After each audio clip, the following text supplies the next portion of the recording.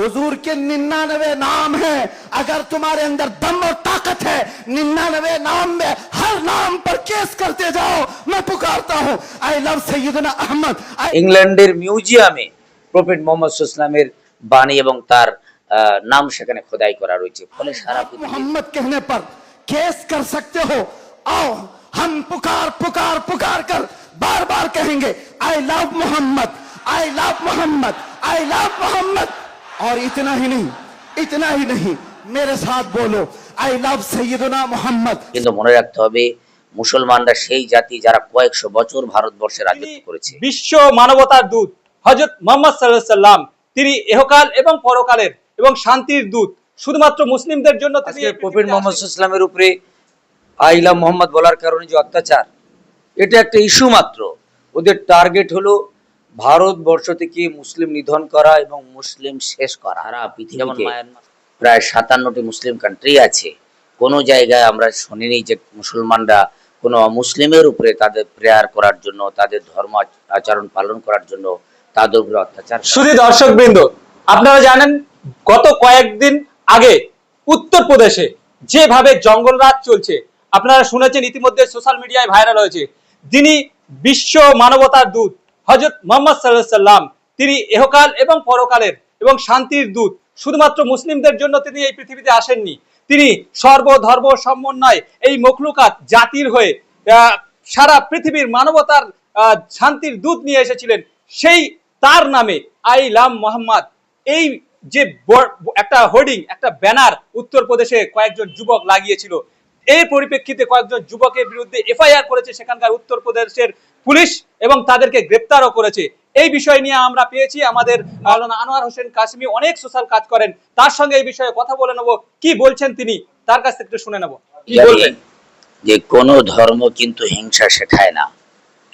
ধর্ম, সে হিন্দু ধর্ম হোক, সনাতন ধর্ম যাই বলি না কেন, বা বুদ্ধিস্ট, ইসলাম ধর্ম, কোন ধর্মই কিন্তু হিংসা শেখায় না। সব ধর্মের মানুষ কিন্তু একে অপরের সম্মান জানানোর কথাই বলে। আমার ইসলাম বলে দিয়েছে কোরআনে কারিমের মধ্যে, লা ইকরাহা ফিদ্দীন, ধর্মে কোনো জবরদস্তি নেই। সেই জায়গা দাঁড়িয়ে সারা পৃথিবীতে প্রায় 57টি মুসলিম কান্ট্রি আছে, কোনো জায়গায় আমরা শুনিনি যে মুসলমানরা কোনো অমুসলিমের উপরে তাদের প্রেয়ার করার জন্য, তাদের ধর্ম আচরণ পালন করার জন্য তাদের উপরে অত্যাচার করা হয়েছে। কিন্তু আজকের যে ভারতবর্ষে আমরা বসবাস করি, বড়ই আশ্চর্যের বিষয় যে ভারতবর্ষে জাতি ধর্ম বর্ণ নির্বিশেষে এখান থেকে ব্রিটিশদের তাড়ানো হয়েছিল যে আমরা ভারতবর্ষের গণতন্ত্র, ভারতবর্ষের সার্বভৌমত্ব, ভারতবর্ষের সংবিধানকে আমরা রক্ষা করব, যেখানে মানুষ কে কি খাবে, কে কি পড়বে, কে কি করবে, তার নিজস্ব একটা রুচিবোধ থাকবে এবং নিজস্ব স্বাধীনতা থাকবে।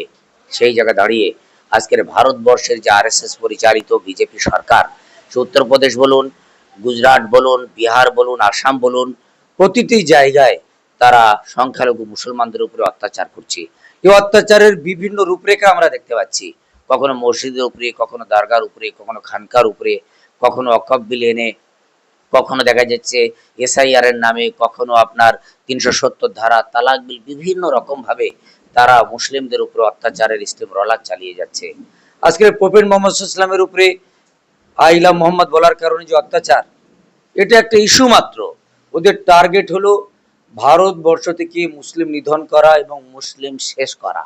যেমন মায়ানমার সরকার করেছে, বর্তমান ইসরায়েলের বর্বর সরকার যেমন ফিলিস্তিনের উপর অত্যাচার করছে, ভারত সরকার তারা মনে করছে যে ভারতবর্ষে মুসলমানদেরকে সেই পরিস্থিতি করব।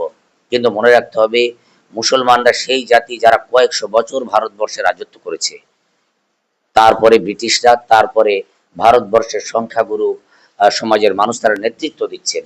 কিন্তু এটা ভারতবর্ষের অধিকার, সাংবিধানিক অধিকার যে এখানে প্রত্যেক মানুষ তার ধর্ম আচরণ করবে। আজকের দ্বারা ধর্মকে সামনে রেখে ভারতবর্ষের সংবিধানকে কালিমা লিপ্ত করছে। আমরা সাংগঠনিকভাবে এবং একজন ইন্ডিয়ান সিটিজেন হিসাবে তাদেরকে কন্ডেম করছি এবং নিন্দা জানাচ্ছি। তারা যদি তাদের ভাষায় জয় শ্রীরাম বলেন বা আরো যে সকল বাণী তারা বলেন, আমরা সেটা প্রতিবাদ করি না। কিন্তু তাদের এই যে জয় শ্রীরাম বলে মানুষকে হত্যা করা, মব লিঞ্চিং করা, একটা যেন সন্ত্রাসী ভাষায় পরিণত হয়েছে জয় শ্রীরামটা। কিন্তু আই লাভ মোহাম্মদ এটা সর্বজন স্বীকৃত, বিশ্বব্যাপী খ্যাতি। ইংল্যান্ডের মিউজিয়ামে প্রফেট মোহাম্মদ ইসলামের বাণী এবং তার নাম সেখানে খোদাই করা রয়েছে। ফলে সারা পৃথিবীর ইভেন আমাদের স্বামী বিবেকানন্দ থেকে শুরু করে রামকৃষ্ণ থেকে শুরু করে সকলেই কিন্তু তাকে শ্রদ্ধা জানিয়ে এসেছেন। আজকে যারা এই আরএসএস বা উগ্র হিন্দুত্ববাদী সংগঠন যারা ভারতবর্ষের মানুষের জনজীবনকে মানে কি করছে, একদম বিপন্ন করে তুলছে, বিশেষ করে নরেন্দ্র মোদী, অমিত শাহ যে সরকার, তারা প্রতিনিয়ত মানুষের উপর অত্যাচার চালাচ্ছে। আমরা এটাকে নিন্দা জানাই এবং আমরা আশা রাখবো আগামী দিনে মানুষ এই সরকারের বিপক্ষে গিয়ে সেকুলার পলিটিক্যাল পার্টি তারা ক্ষমতায় আনবে, যেখানে মসজিদ, মন্দির, গির্জা সবগুলোই নিরাপদ থাকবে।